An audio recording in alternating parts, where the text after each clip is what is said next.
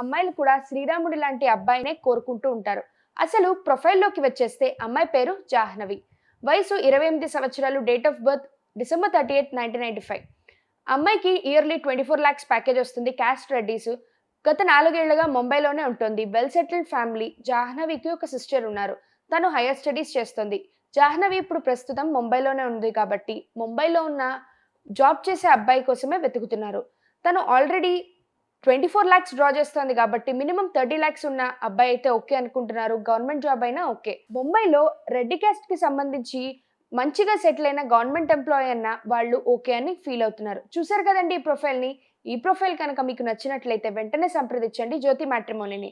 లేదా మీరు సంప్రదించవలసిన వెబ్‌సైట్ hindumatrimony.net, jyotimatrimony.com.